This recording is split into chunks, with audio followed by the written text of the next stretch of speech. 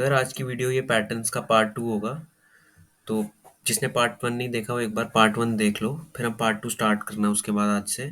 तो देखो पार्ट 1 में हमने 4 क्वेश्चन सॉल्व किए थे, ये पैटर्न 1, पैटर्न 2, पैटर्न 3 और पैटर्न 4। आज हम ये वाला पैटर्न सॉल्व करने वाले हैं। तो डायरेक्टली इस पैटर्न की बात कर लेते हैं। तो यार देखो ये है क्या, ये एक हॉलो पार्ट है कुछ इसका, हमें यहाँ बीच में स्टार्स नहीं प्रिंट करने हैं, बाकी एक ये रेक्टेंगल ही है, हॉलो रेक्टेंगल कह सकते हो तुम इसको। तो यार 1 मिनट के लिए अगर तुम इसको एक मैट्रिक्स की फॉर्म में इमेजिन कर लो, ताकि ये इसकी रोज है, ये 1 2 3 और 4, और ये इसके कॉलम है 1 2 3 4 और ये 5। ये रोज है कि रो नंबर 1 और रो नंबर 4, नहीं मतलब रो नंबर 1 2 3 4 5, रो नंबर 1 और रो नंबर 5 प्रिंट हो रही है, और कॉलम नंबर 1 और कॉलम लास्ट कॉलम प्रिंट हो रहा है बस, और उसके बीच वाला पार्ट प्रिंट नहीं हो रहा। तो एक बार कोड पे आ जाओ अब।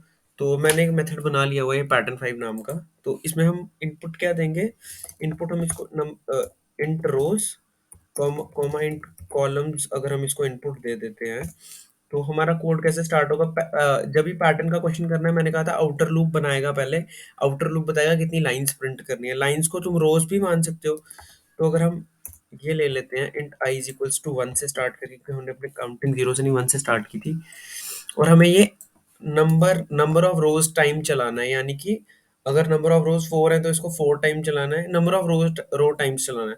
तो आई लेस देन इक्वल्स टू रो, यानी कि जितनी रोज होंगी उतनी बार चलेगा 1 से लेके उस नंबर तक। अब इनर लूप क्या करता है, इनर लूप बताता है कि उस एक रो में क्या चीज प्रिंट आउट करवानी है, यानी कि इसको तुम कह सकते हो नंबर ऑफ कॉलम्स प्रिंट करने हैं इसने।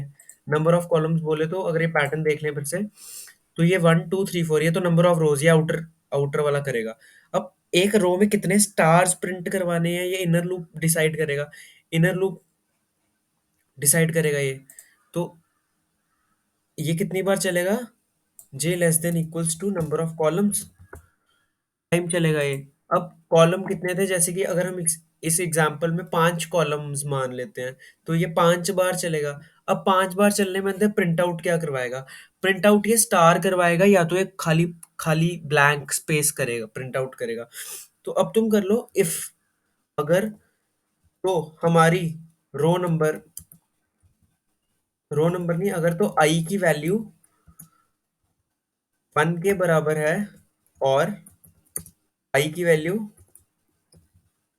नंबर ऑफ रोज के बराबर है, या तो जे की वैल्यू 1 के बराबर है, या तो जे की वैल्यू नंबर ऑफ कॉलम्स के बराबर है, तो ही ये प्रिंट आउट करेगा। इस चीज का क्या मतलब हुआ, यानी कि अगर हमारे पास ये पैटर्न है,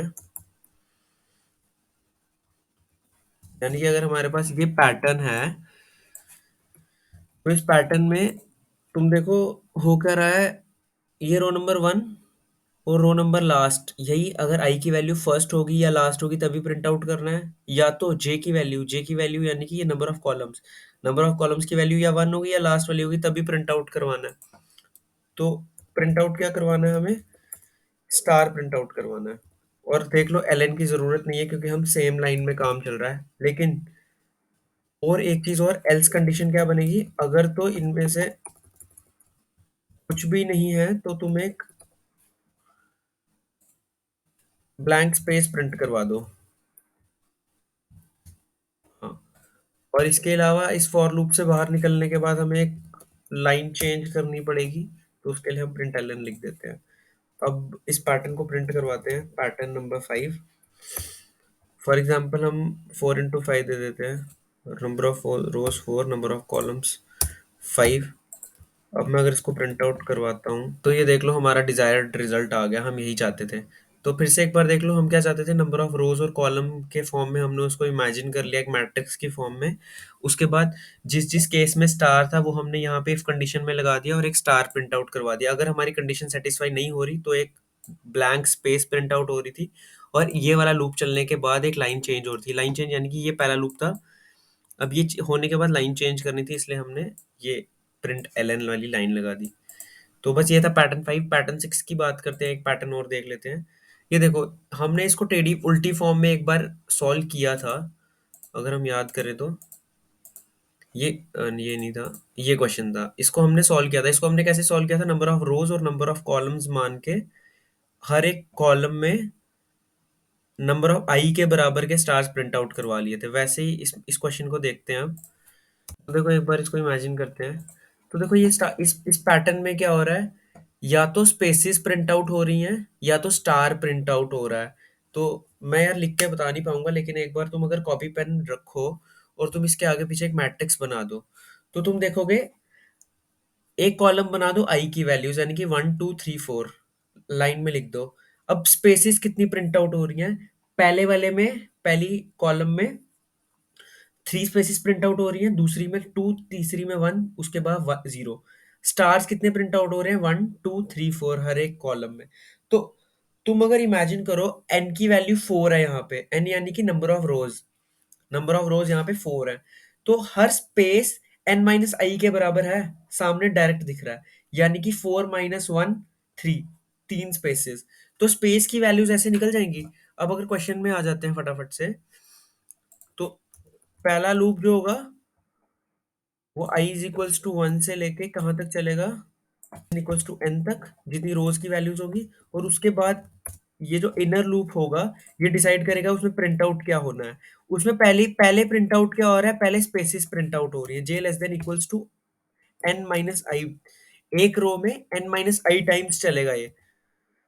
तो इससे तुम्हें स्पेस पता चल जाएगी। अब स्पेस प्रिंट आउट करने के लिए तुम डायरेक्ट लिख सकते हो, ln की रखने की जरूरत नहीं है, और यहाँ तुम ऐसे स्पेस दे सकते हो। और उसके बाद स्टार्स प्रिंट आउट हो रहे हैं। और एक रो में कितने स्टार्स प्रिंट आउट हो रहे हैं, पहली में एक, दूसरी में दो, तीसरी में तीन, चौथी में चार। यानी कि आई वैल्यू के हिसाब से एक रो में प्रिंट आउट हो रहे हैं स्टार्स। यानी कि अगर आई इक्वल्स टू 1 के लिए चलेगा तो वन, एक इस वाले लूप में एक ही स्टार प्रिंट आउट होना चाहिए। इसके बाद इमीडिएटली फिर से एक फॉर लूप चला लेते हैं जे के लिए ही, क्योंकि जे वाला ही काम चल रहा है। उसके हिसाब से जे लेस देन इक्वल्स टू आई होना चाहिए, क्योंकि मैंने बताया जितनी आई की वैल्यू उतने स्टार्स प्रिंट आउट हो रहे हैं। स्पेसिस हमने प्रिंट आउट कर ली, अब स्टार्स प्रिंट आउट होने हैं उसी लाइन में। तो फिर से एक लगा देंगे, और एलएन की जरूरत नहीं है क्योंकि सेम लाइन में काम चल रहा है।